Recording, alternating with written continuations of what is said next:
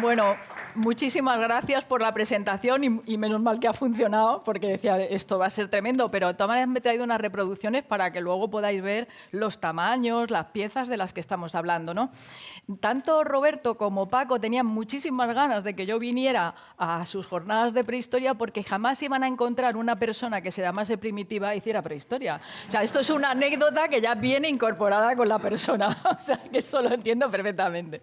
Y sí, he hecho muchas cosas, pero porque formo parte de un equipo fantástico, aquí tenemos a Rodrigo de Balbín, que forma parte también de ese equipo de Alcalá, y también porque soy muy mayor, porque ya lo ha desvelado directamente Paco, o sea que ya no tengo ninguna, no puedo escapar a la situación, ¿no? Hoy vamos a hablar de representaciones de pequeños cuerpos de mujeres, que son estas piecitas que tenemos aquí, para adentrarnos en algunas de las cuestiones para las que nos interpelan, ¿no? Estamos acostumbrados, cuando hablamos de grandes megalitos, pensar siempre en enormes piedras, en construcciones que requirieron de muchísima fuerza, pero dentro de esas construcciones lo que tenemos son cosas pequeñas, historias de la muerte de personas que enterraron allí a otras a las que querían y las entierran pues intentando darles una dignidad y, como vemos en muchos megalitos de la península ibérica, visitándolas en más de una ocasión y dejando objetos que las acompañan.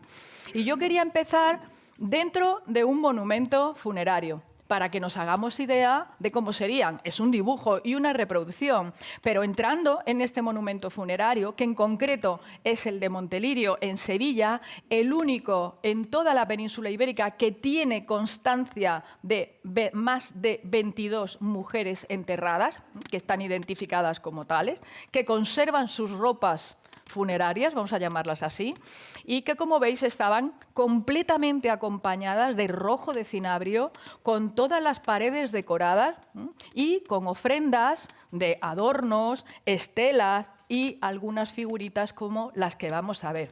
Por eso, la primera parte que tenemos que pensar para entender dónde entramos es que la arqueología funeraria, los monumentos megalíticos, que todos tenemos la imagen de Stonehenge, un sitio abierto, enorme, etcétera, no, eran sitios cerrados, como algunos de los que hay aquí, que conservan su colina artificial, y las personas tenían que entrar con sus cadáveres por entradas relativamente estrechas y pequeñas, y no se podían poner de pie hasta llegar a la cámara. Y en la cámara es donde tenían todos esos, pues yo diría, historias, ¿no?, en las paredes, que recuerdan algunas de las cosas que conocemos de las pirámides egipcias, solo que esto es mucho más antiguo, ¿no?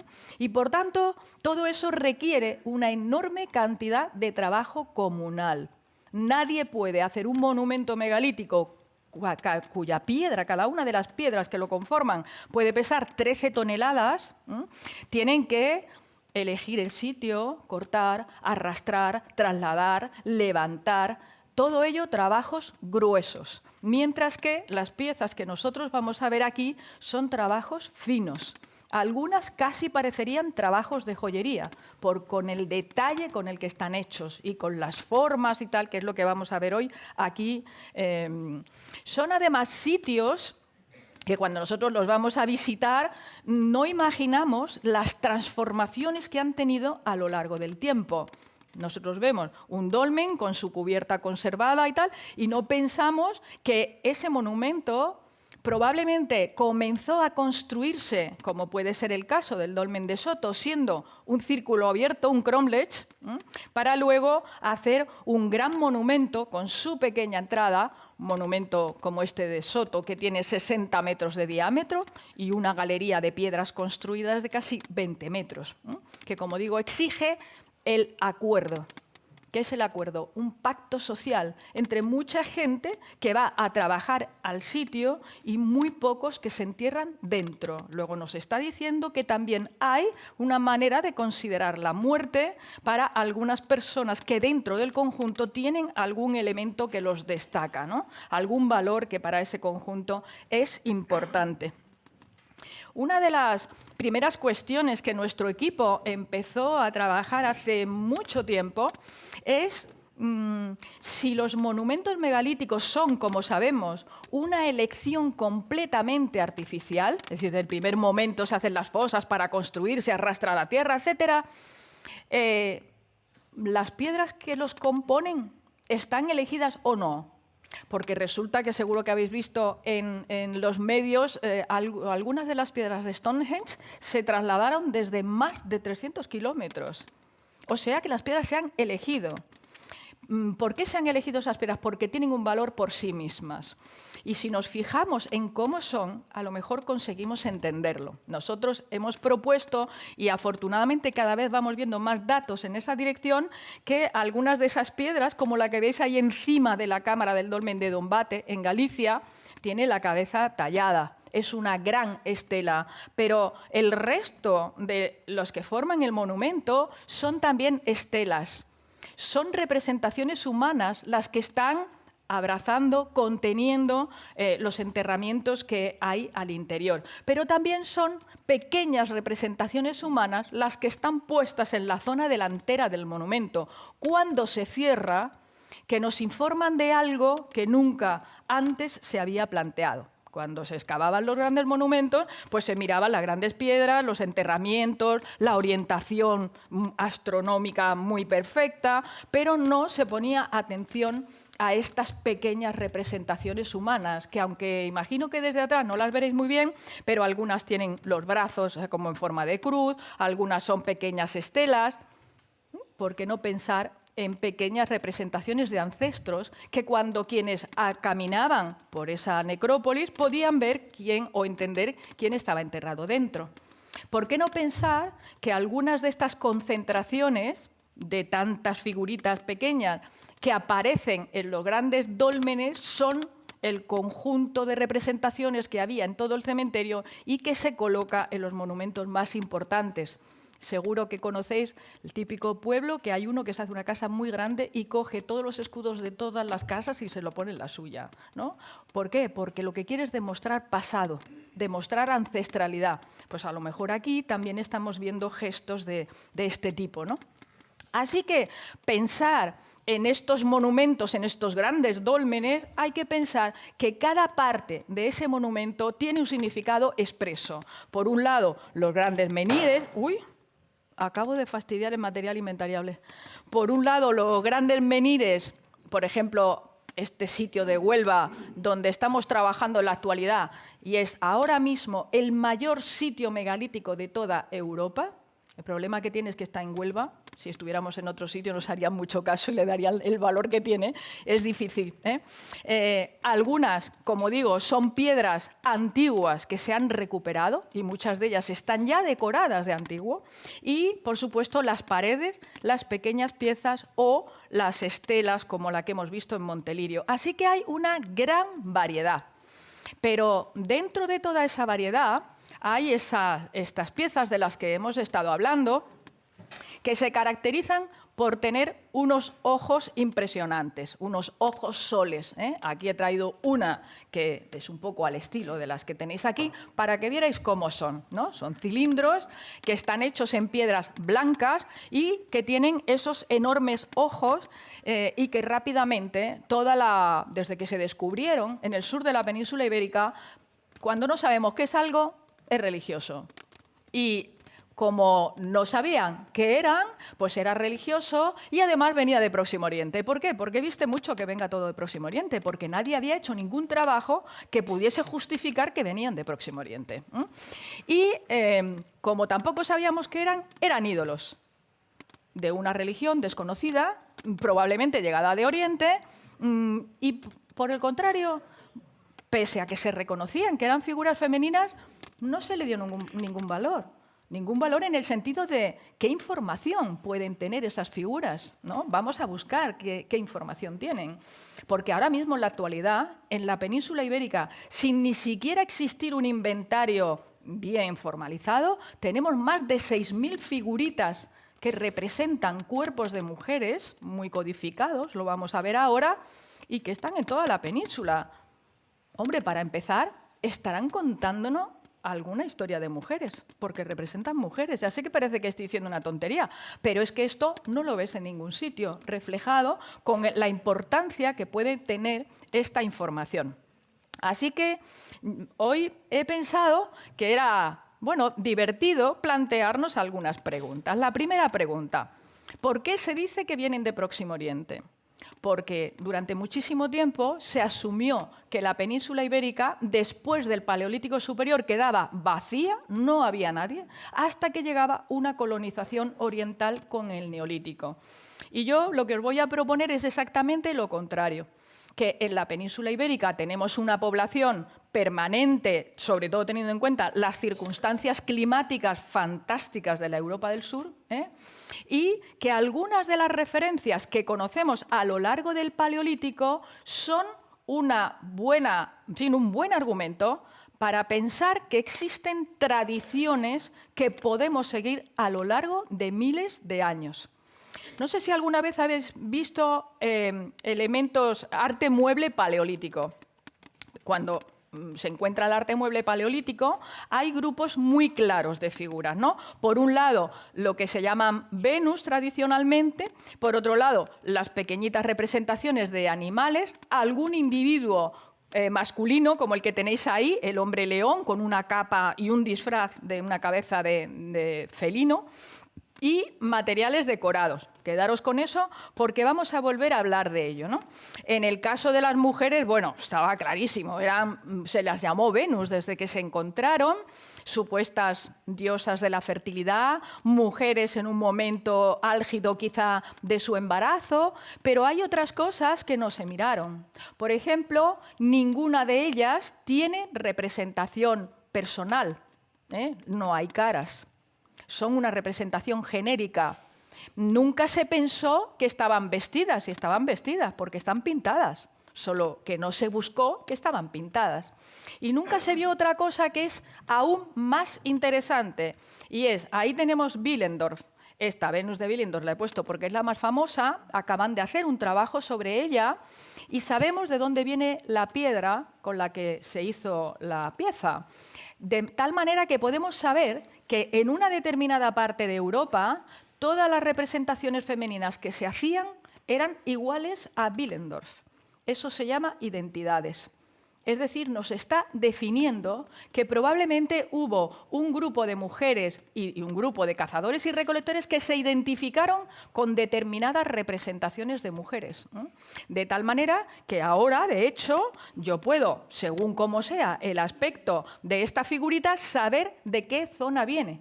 Y puedo saber otra cosa todavía más guay, como diría, pues que si yo encuentro representaciones tipo Willendorf muy alejadas de donde tienen que estar, ¿cómo han llegado hasta allí? ¿Será que ha habido desplazamientos de mujeres que han traído las imágenes de su referencia identitaria? Bueno, pues a lo mejor resulta que a partir de ahí podemos tener datos con los que nunca habíamos contado. Y ahora tenemos otro todavía más sorprendente. La figurita que hay arriba está hecho en barro y si a Willendorf podemos decir que tiene una cronología pues entre 30 y 40.000 años antes de ahora, la figurita de barro de la que estamos hablando puede tener una cronología de 6.000, 7.000 años. Está hecha de la misma manera. Tiene esa misma cabeza con gorro, o sea, tiene algunos elementos que nos permiten pensar que esa tradición de hacer así las figuritas perduró miles de años. Y yo os voy a proponer algunas cosas en esa relación que perduran hasta la actualidad. Por ejemplo, la mayor parte de estas figuritas paleolíticas tienen señalado el triángulo púbico. Eso es una representación esquemática, no es una representación naturalista. Y todavía hoy el triángulo es un signo femenino. Así que tenemos muchas más cosas paleolíticas, lo siento, además de que lo que nos pudiésemos imaginar. Hay un poco de esto con que todas las Venus, con que todas estas figuritas son mujeres opulentas, no. Hay también figuras más sutiles y hoy estamos bastante de acuerdo en que lo que representan son mujeres en distintas fases de edad. Mujeres más jóvenes, mujeres más viejas, quizá información de mujeres para mujeres, Bueno, es interesante que algunas representaciones que están en las paredes de vulvas están hechas de frente. Esa es la visión que tiene cuando una mujer ayuda a otra a dar a luz, por ejemplo. Bueno, hemos hablado de identidades y ahora estamos hablando de información.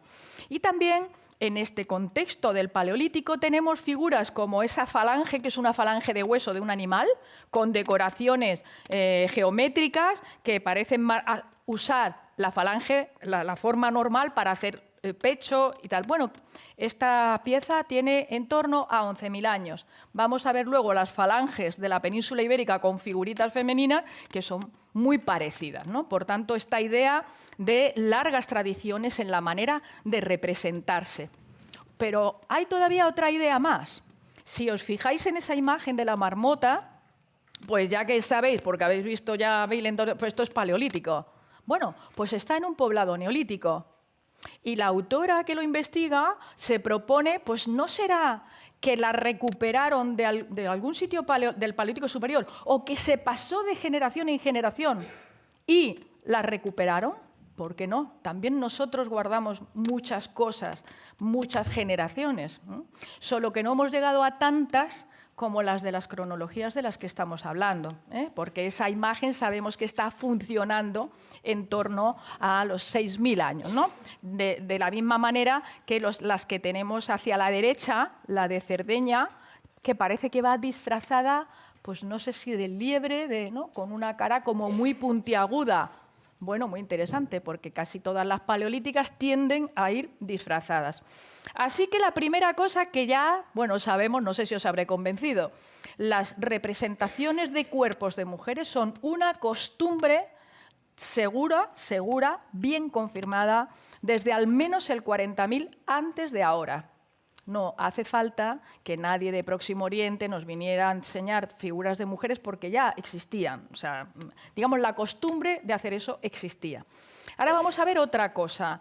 ¿Cuáles son, digamos, qué sabemos en el Neolítico de cómo se representan estos cuerpos de mujeres? En su mayor parte están hechas en barro. Y veis que muchas de ellas tienen la zona inferior exagerada, un poco al tipo de las que hemos visto ahora. Pero quizá lo más interesante es que están dentro de muchas figuritas que son escenas cotidianas, cómo se hacía el pan, cómo se hilaba, nos dan unas informaciones magníficas. Y como hemos visto en las paleolíticas, yo sé de dónde vienen estas por cómo están hechas, porque todas se hacen de la misma manera. O sea, igualmente son identitarias. A veces aparecen en enterramientos. ¿Veis esas que hay ahí? Son una madre y probablemente su hija, que estaban enterradas y tienen su figurita con ellas. De tal manera que en toda Europa hay muchas representaciones de barro. Como normalmente la cerámica se ha adjudicado como un trabajo femenino, pues la mayor parte de las personas que investigan estas imágenes proponen que estas figuritas, en el caso del continente europeo, estarían hechas por mujeres, dentro de ese mundo de la cotidianidad de las mujeres, ¿no? Oye, esto tengo un miedo, míralo, que no me hace ni flu. ¿Qué no pasa? No sé, estaba pasando estupendamente. Pero al llegar a la península ibérica le ha dado un ataque. Supuestamente, no me asustes, porque voy a tener que hacer. Estoy asustado yo, Primitiva, imagínate. A ver. Normalmente, vale, nosotros las lanzamos. Ahora ya, no sé. A ver si pasan, porque a ver. Vale. Otra cuestión muy interesante cuando hablamos de estas cronologías, ¿no? Del Neolítico, del Calcolítico, es que esa idea de que viene una diosa de Oriente pues tendría que suponer que todas las representaciones que tenemos en toda Europa son idénticas, no hay ni una igual. Son iguales por zonas, como os decía antes, ¿no? Y es muy interesante el mundo de las islas, porque en el mundo de las islas pasa lo que muy bien explicó Darwin en su momento, es que hay una singularidad enorme porque la evolución in situ hace muchísimas versiones posibles, ¿no? Y quizá pues una de las más espectaculares es Malta. No sé si habéis visto los hipogeos de Malta, que son impresionantes. Bueno, pues les acompañan a esos hipogeos montones de estatuas grandes y de pequeñas figuras también de mujeres, como las que estamos hablando ahora, ¿no?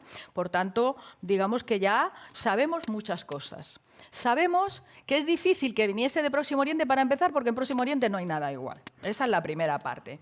Sabemos que tienen vínculos con lo que se hacía en el Paleolítico Superior, lo que nos dice que a lo largo de generaciones hubo un aprendizaje, una transmisión. Por tanto, había gente que permanentemente, digamos, pues como nosotros, ¿no? Abuelos, etcétera, que tenían relación con ese ámbito y que a lo largo de Europa pueden ser de aspecto diferente. Bueno, estas son un resumen de las tipologías que hay en la península ibérica.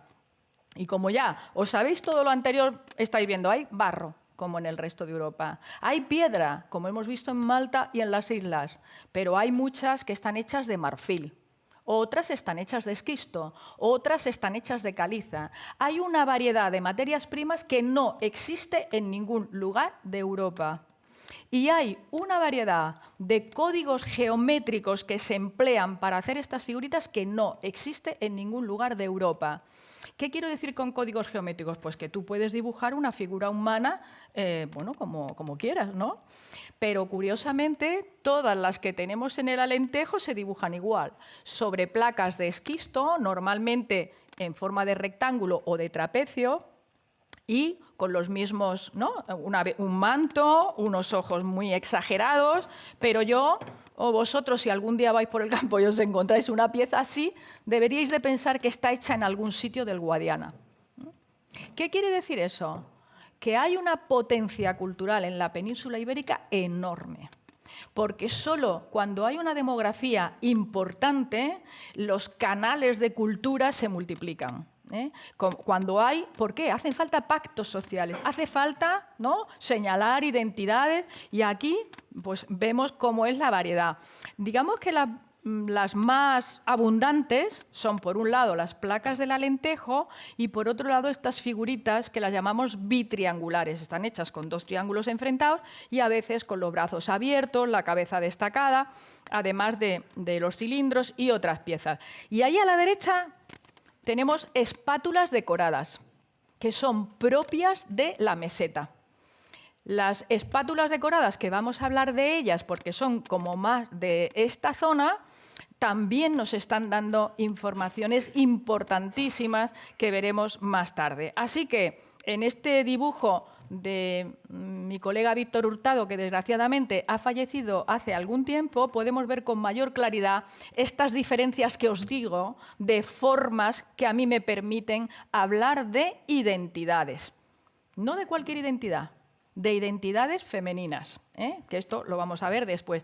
Y otra cosa, que si tenéis la curiosidad podéis verlo en las publicaciones, que aparecen como ídolos cosas que son objetos decorados, ¿no? Por ejemplo, el báculo ese que estáis viendo, que es el típico cayado de los pastores, o la cosa de arriba que la llamaban ídolo piña, pues es una bellota. O sea, quiere decir que hay muchas cosas que han ido como alcanzando una categoría porque todo lo que no se sabía qué era, pues eran ídolos, ya está. Pero no hay muchos más argumentos, ¿no? Como os decía, de muchos de ellos sabemos que son objetos decorados. Y ahí tenemos algunos ejemplos. ¿Y qué tenemos? Lo mismo que en el Paleolítico Superior.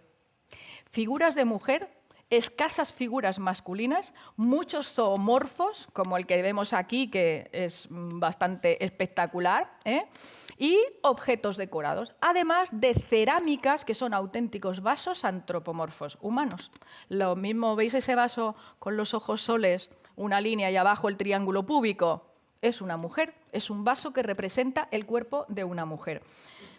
¿Por qué no pensar que los grupos de figuritas que hemos visto en el Paleolítico Superior, a saber, mujeres, zoomorfos, etcétera, y estos que son lo mismo, que a lo mejor tuvieron papeles semejantes?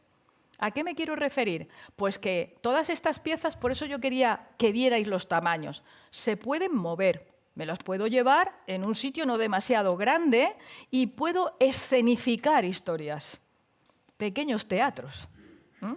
Y es muy curioso que muchas de estas piezas las encontramos en las tumbas en conjunto en esta idea, probablemente, de escenificar acciones en vida de las personas que ocupan estos lugares funerarios. Otra cosa con la que vamos a romper. No, después de esta conferencia no se van a creer nada de lo que vean sobre esto, pero bueno. La idea de estos ojos soles. ¿Qué son estos ojos soles? No lo sabemos, esto es lo cierto. Pero esta propuesta generalista de los ojos apotropaicos, los que de alguna manera te protegen del mal, etcétera, que también se ha asociado a culturas orientales. Bueno, pero es que estamos hablando de unas cronologías en la península ibérica donde no tenemos eso en Oriente.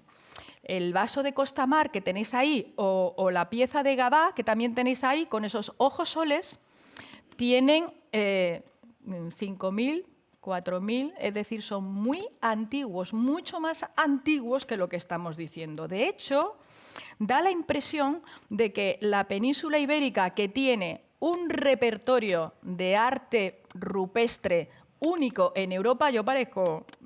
pero es que es la verdad. Es que tristemente no somos conscientes de nuestro patrimonio en la prehistoria. Y no solo es que tengamos un montón de abrigos con pinturas, es que en esos abrigos hay muchísimas representaciones humanas, muchas de ellas de mujeres y muchas de ellas asociadas al sol. Por ejemplo, ¿veis ahí los ojos? Eso es exactamente lo mismo que tenemos puesto aquí. Lo mismo, el mismo dibujo, vamos a llamarle así, ¿no? ¿Veis las de negro con la figurita triangular y dos ojos soles a sus lados? O estas otras, más esquemáticas, que lo que realmente parece es que están bailando. Bailan con unas cabezas desproporcionadas que francamente se parecen bastante a máscaras. Máscaras probablemente con esos ojos hechos como soles, ¿no? Y que ocupan toda la península ibérica y que nos están hablando de acciones colectivas. Vosotros os vais a ver un abrigo con pintura esquemática, puedes ir a verlo, puede estar mucha gente viéndolo y escuchando historias. Mientras que en un enterramiento, estos son piezas individuales, quizá piezas que recuerdan las historias que están en los abrigos y comparte todo el mundo. Bueno, pues es una idea, y una idea muy interesante porque en el resto de Europa no tenemos un solo abrigo pintado que nos cuente historias de lo que están haciendo comunalmente y que hemos visto que se hace en figuras de barro. Y en ese sentido, pues es un valor bastante destacable.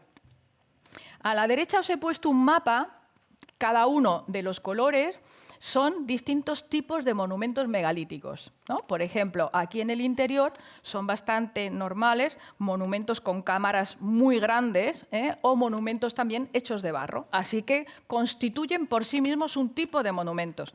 Al noroeste tenemos ese grande, como hemos visto, de Dombate, hecho con piedras muy grandes, con su corredor, y así sucesivamente. Y lo que tenéis a la izquierda es el mapa de las figuritas. Coincide completamente. Si nosotros superponemos las figuritas del Alentejo con cómo se construye en el suroeste, es exactamente lo mismo. Y en esta idea, que es la que yo pretendo poner encima de la mesa, de que estas figuritas, que son representaciones femeninas, están hablando de identidades que en los grupos se manifiestan a través de estas imágenes femeninas. Os voy a poner un ejemplo que no es, en fin, a lo mejor no es muy acertado, pero da un poco esa idea. Yo soy de Córdoba, ya lo ha dicho Paco, que eso no me importa que lo haya dicho, bueno. Cuando las ascripciones, por ejemplo, de las vírgenes, es siempre la Virgen, pero tú en su imagen ya sabes si es Montserrat o si es el Pilar. ¿Entendéis lo que digo? Lo que hay es la misma imagen, pero ya no solo sabes eso, sino que puedes saber si esa persona es aragonesa o si ha tenido familia aragonesa, porque si no, no sueles llevar una Virgen del Pilar, ¿entendéis? Es decir, que debería de haber, esto parece ejercer el papel de esas identidades que se identifican a través de lo femenino. Y en este aspecto es algo completamente novedoso porque todo lo que se ha dicho sobre los monumentos megalíticos ha sido resaltar la fuerza necesaria para poder levantarlos, que quienes estaban enterrados eran muy importantes y seguramente eran individuos masculinos, pues hay de todo. Hay niños, hay mujeres, hay hombres, pero que las historias orales que se fijan en estas pequeñas piedras fuesen de mujeres tiene un valor específico, como decíamos, ¿no? Y ahí, pues un poco cómo se nos pueden agrupar estas identidades, ¿no? Por un lado, las placas de las que hemos hablado ya y los cilindros que son de esa zona del suroeste y estas imágenes mucho más escultóricas, antropomorfas, o sea que las reconoces muy bien, que también son propias del Guadiana. En el interior, las espátulas decoradas, que vosotros también tenéis aquí, luego vamos a ver algún ejemplo, y hacia el levante, huesos largos pintados con ojos soles, algunos de ellos quizá se usaron como mangos de cuchillos o algo así, no sabemos, y esas figuritas bitriangulares. Entonces yo os voy a poner solo algunas de esos grupos que hoy día nos ofrecen más información. La primera son las placas decoradas, que yo lo llamo las memorias del Alentejo. ¿Por qué? Porque ocupan buena parte de todo el Alentejo portugués y también se extienden por la zona española, pero todas están hechas en materias de la zona. O sea, las piedras son también un recuerdo de los paisajes en los que viven. Ocupan, como veis, la zona en cuestión y solamente tenemos algunas hacia el sureste. Como os decía antes, ¿por qué no pensar que son las mujeres las que están moviendo esas placas que son su identificación de grupo? E incluso algunas hacia la zona catalana y el sur de Francia. Qué interesante, porque es que resulta que tenemos materiales, por ejemplo, cerámicas, algunos materiales de adorno, que hacen también este recorrido. O sea, no es solo las placas, sino que probablemente están conociendo estas maneras de representar precisamente por estos movimientos de personas. Las placas aparecen, pero un montón. Es decir, la idea clásica es que estos agujeritos que veis aquí para colgar, pues sería que las llevaba una persona a título individual. Y sí, hay algunas que es así, pero hay otras que son demasiado grandes como para llevarlas colgando, no sé, te pueden dar un poquito de hernia en el cuello, pero en fin, que no parecen, sino más bien parecen estelas. Y vamos a ver cómo en algunos monumentos se comportan de esa manera. Y muchas se reutilizan más de una vez. Se toma esa pieza, se estropea, la vuelven a pulir, la retallan, así que han durado mucho tiempo. Y para que duren mucho tiempo, las han rectificado en más de una ocasión, ¿no? Por tanto, tienen largas trayectorias. ¿Qué quiere decir? Pues que las personas a las que representan tienen un valor para las personas que guardan esas placas y las vuelven a reutilizar. Así que son pequeños objetos que guardan las historias probablemente de muchas generaciones. Algunas de ellas, como os decía, son estelas. Yo creo que aquí se ven bien, que tienen los brazos hacia abajo, apoyados en el pubis, como algunas estatuas paleolíticas. ¿Veis cómo yo os quería poner las cosas paleolíticas para que lo vierais? ¿Por qué? Porque, de nuevo, es la seguridad, la confirmación de representaciones de mujeres, que probablemente llevan, como la de arriba, estos tatuajes que hemos visto en las pinturas, como la que tenéis abajo a la derecha, que excavamos en unos monumentos de Alcántara, que está completamente cubierta de cinabrio.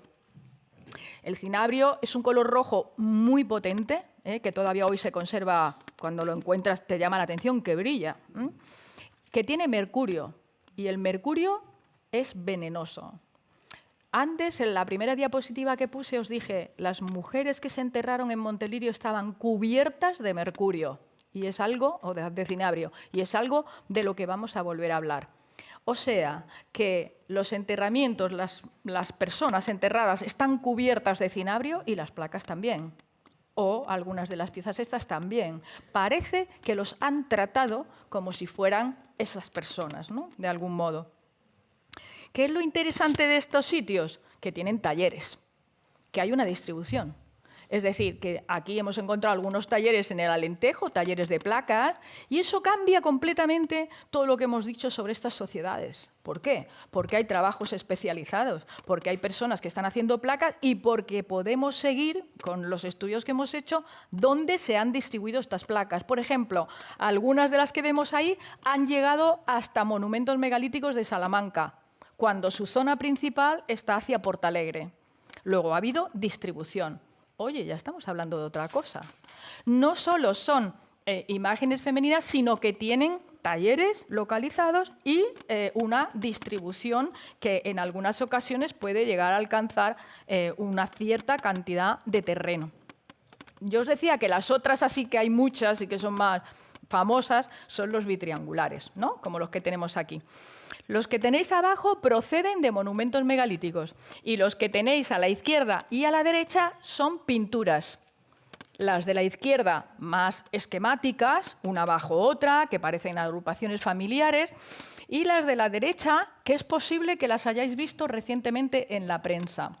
Son pinturas de un abrigo que se llama Los Órganos, que está en Despeñaperros, en Jaén, y si os fijáis, parte superior en triángulo, parte inferior en triángulo, cara con esa máscara y los bracillos muy finos como bailando. Y todas de distinto, bueno, ahí hay dos, hay otras de distinto tamaño. Se están moviendo, son personajes en movimiento. Pero ahora nos vamos a ver cómo se han depositado en los monumentos megalíticos. Hay mayores y menores.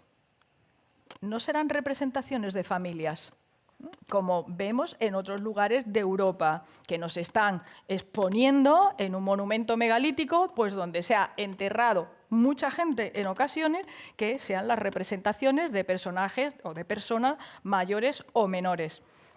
Pero tenemos algo absolutamente novedoso, y es que muchas placas parecen madres de los bitriangulares.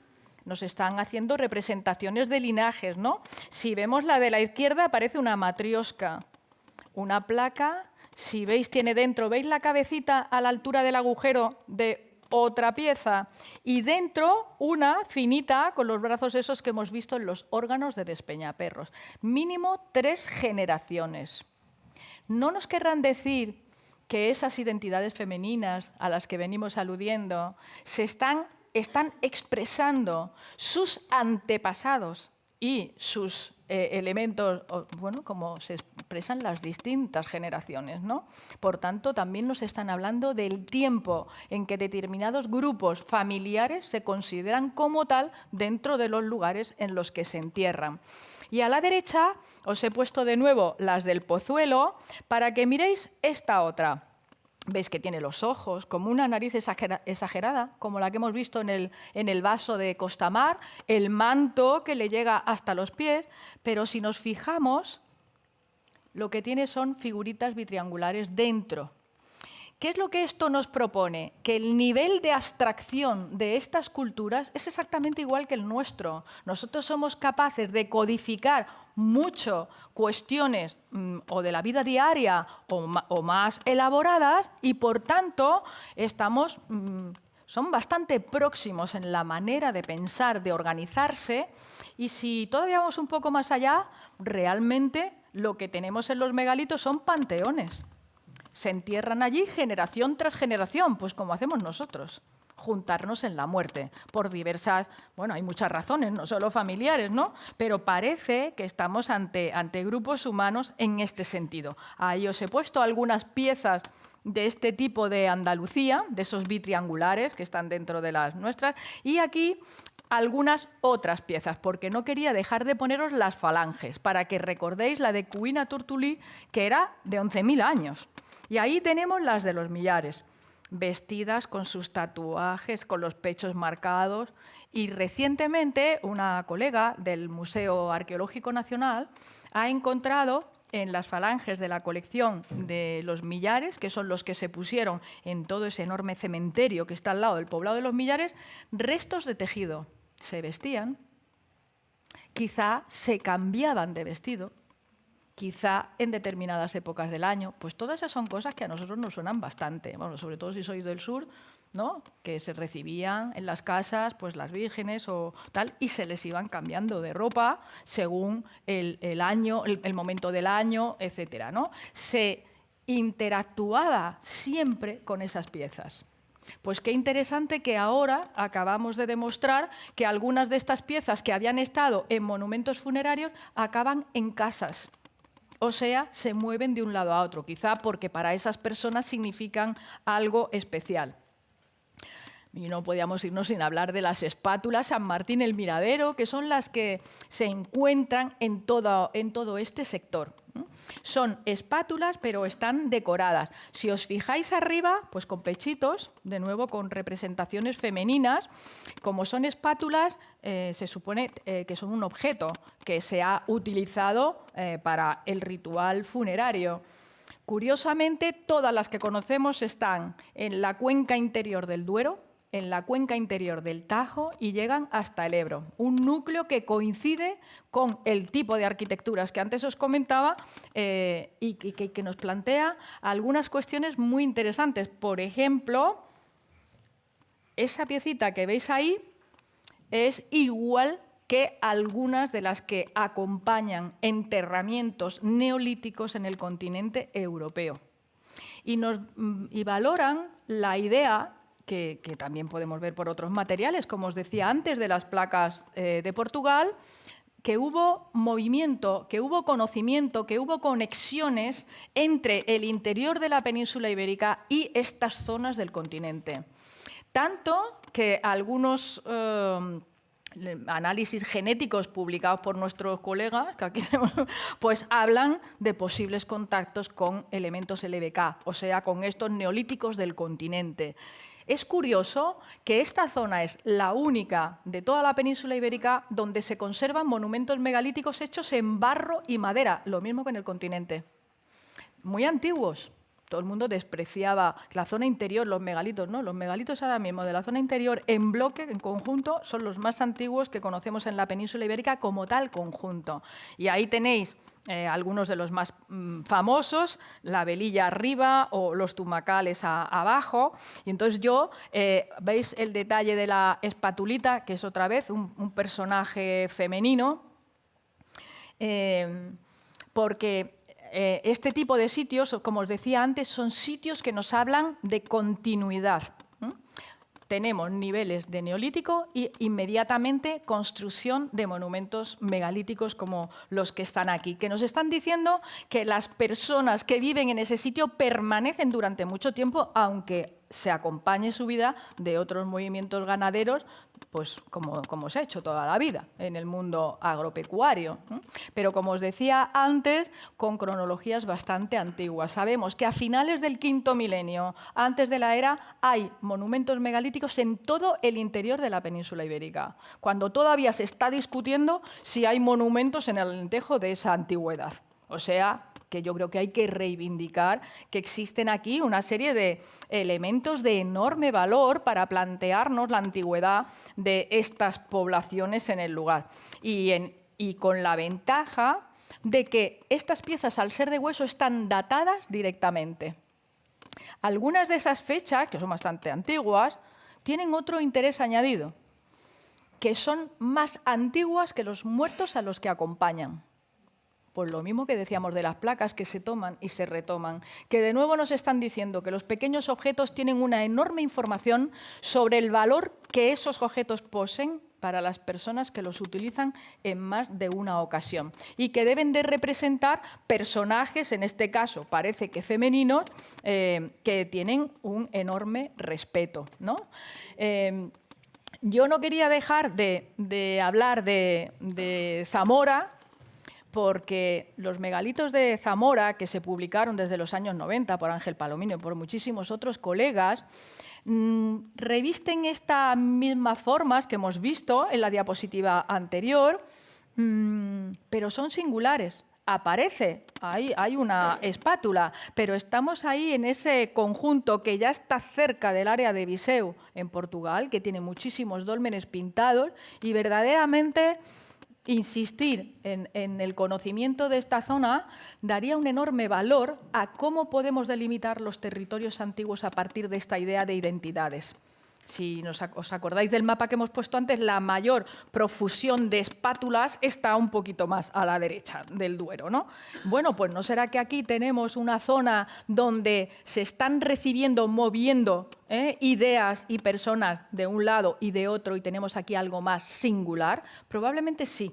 Y también son monumentos muy antiguos y tenemos una riqueza especial. Todos los lugares del megalitismo europeo que son ricos en monumentos y en ajuares, todos tienen sal. Por eso he puesto las lagunas de Villafáfila.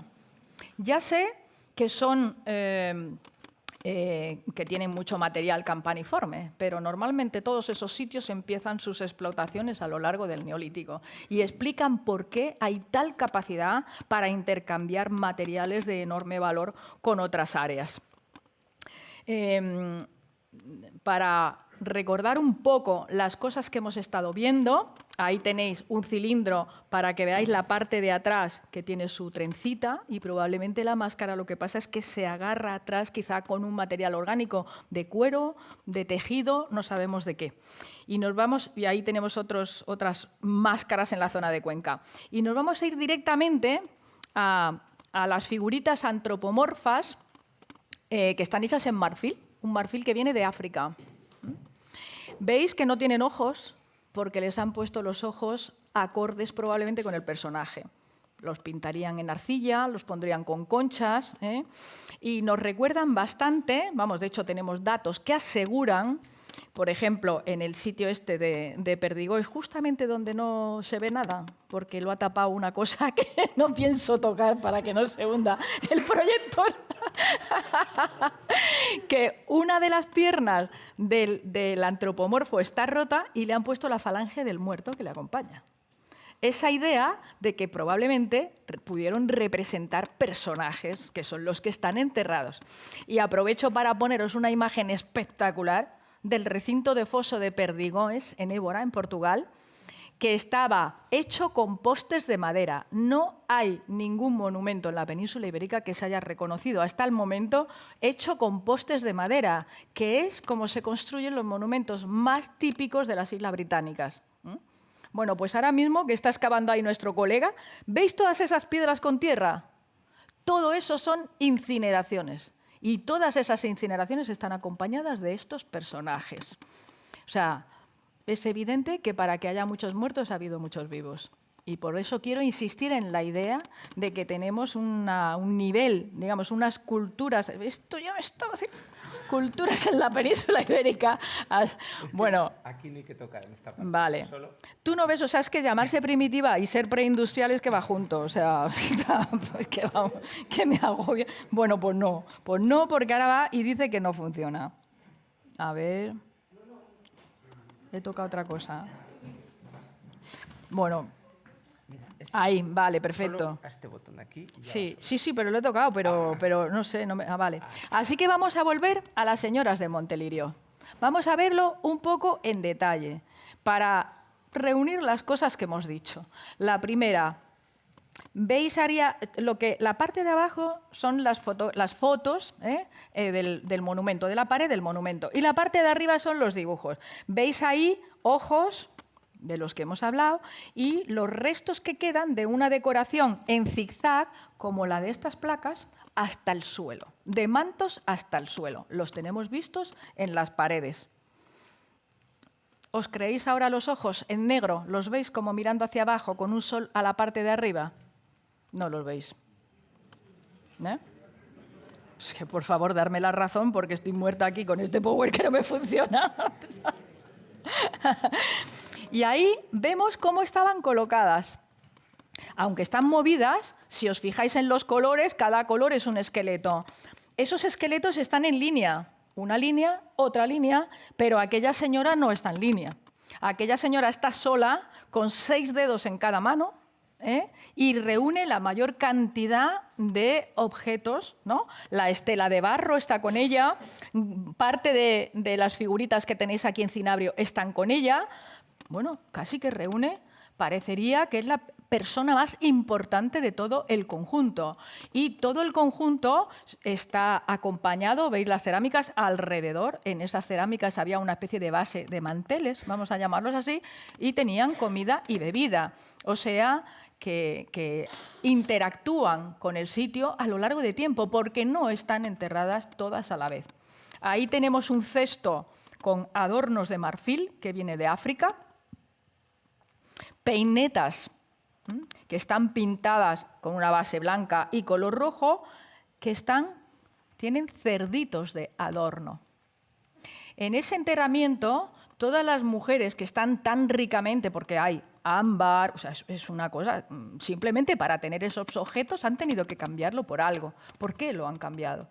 Pues si nosotros nos fijamos que las peinetas, es decir, como el adorno más destacado, tiene cerditos, que algunos de los adornos son bellotas, hombre, se parece bastante a lo que nosotros conocemos de estas culturas ganaderas muy desarrolladas en el ámbito de la Mesta, que era, como sabéis, una sociedad muy rica porque controlaba los pastos y los movimientos. ¿Por qué no pensar que algunos lugares de enormes facilidades agropecuarias, como es el caso de este sitio en la zona de Sevilla, con esos grandes llanos, bueno, pues produjeron esta riqueza que permitió que se adquirieran productos de fuera?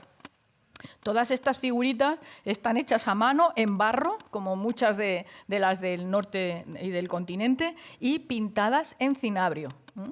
Estamos a ver si podemos trabajar en las huellas para saber quiénes las hicieron, porque ahora, afortunadamente, tenemos tecnología para poder aproximarnos a ello.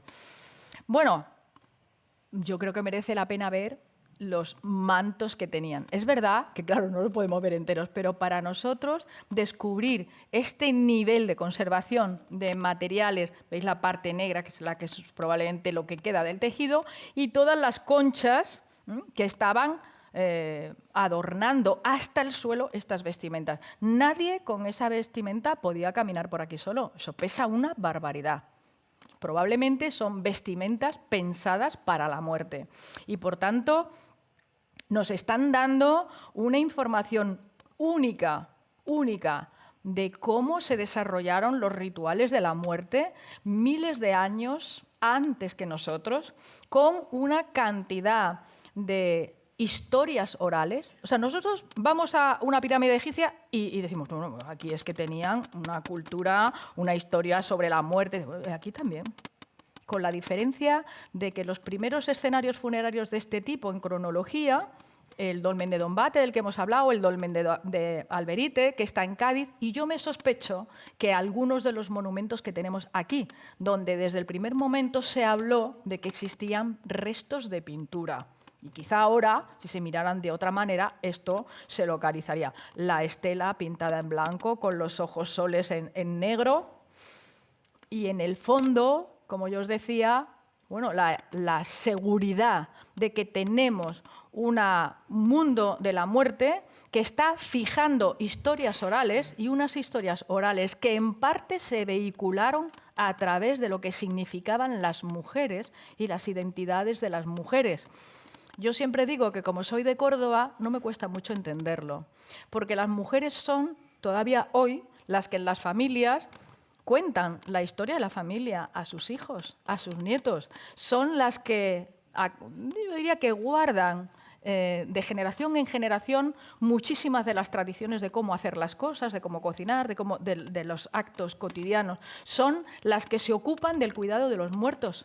¿Por qué no pensar que parte de la representación que tenemos aquí es precisamente ese papel de cuidar estos escenarios funerarios?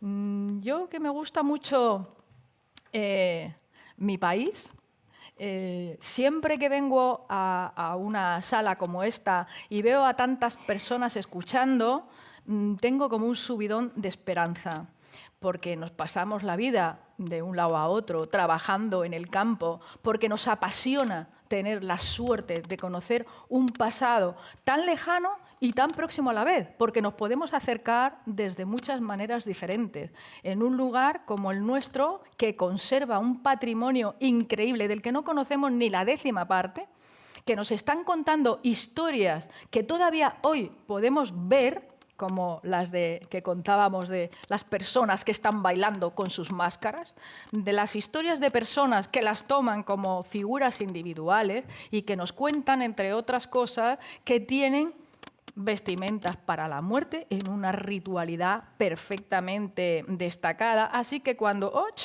Por Dios, me da igual. Así que cuando tenemos la oportunidad de trabajar con nuestros colegas en Francia, en Italia, en Suiza, les decimos que ahora mismo la península ibérica es el mejor laboratorio para hacerse preguntas sobre las sociedades neolíticas y calcolíticas por la riqueza demográfica, por la riqueza de sus monumentos funerarios y de ahora en adelante, desde luego, por la información que da este enorme legado de cuerpos de mujeres que al menos desde el 40.000 hasta el 2200 tenemos esa riquísima información. Muchísimas gracias y perdón por todo el...